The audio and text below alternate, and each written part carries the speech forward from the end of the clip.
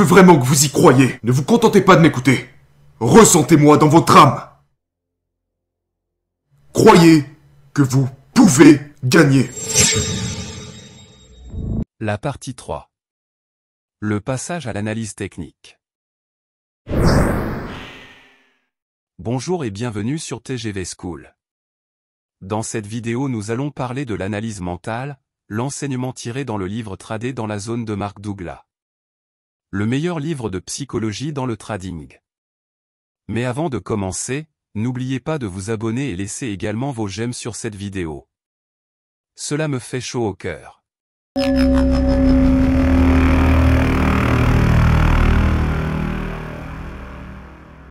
Merci et commençons. À un degré ou à un autre, nous pensons tous différemment des autres.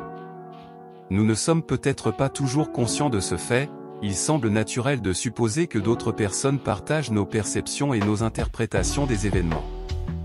En fait, cette hypothèse continue de sembler valable jusqu'à ce que nous nous trouvions dans une situation de base, fondamentale en désaccord avec quelqu'un à propos de quelque chose que nous avons vécu tous les deux. Outre nos caractéristiques physiques, notre façon de penser est ce qui nous rend uniques, probablement encore plus uniques que nos caractéristiques physiques. Revenons aux traders.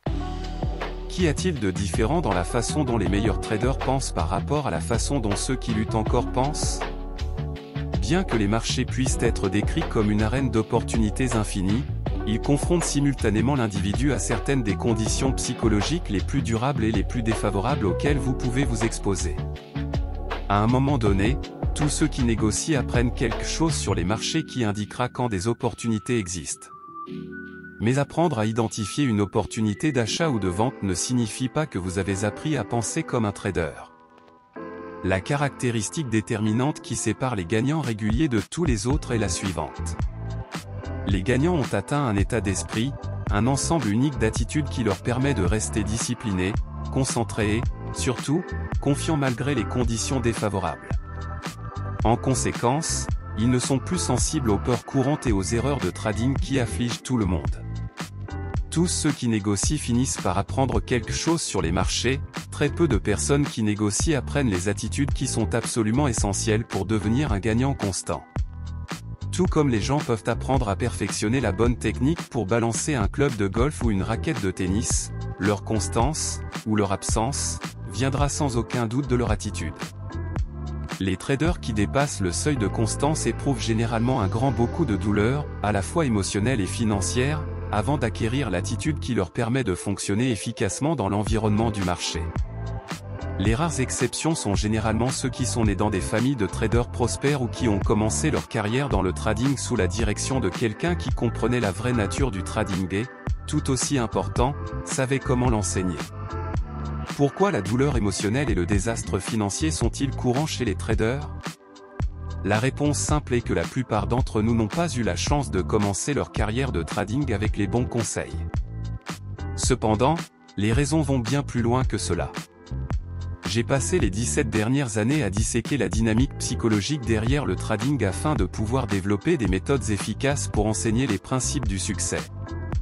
Ce que j'ai découvert, c'est que le trading regorge de paradoxes et de contradictions dans la pensée qui rendent extrêmement difficile d'apprendre à réussir.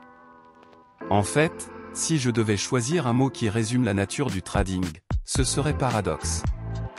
Les catastrophes financières et émotionnelles sont courantes chez les traders, car bon nombre des perspectives, attitudes et principes qui, autrement, seraient parfaitement logiques et fonctionneraient assez bien dans notre vie quotidienne ont l'effet inverse dans l'environnement commercial. Ils ne fonctionnent tout simplement pas. Ne sachant pas cela, la plupart des traders commencent leur carrière avec un manque fondamental de compréhension de ce que signifie être un trader, des compétences impliquées et de la profondeur à laquelle ces compétences doivent être développées. La suite dans la partie 3. Merci d'être resté avec nous jusqu'à la fin. À la prochaine pour une nouvelle vidéo sur TGV School.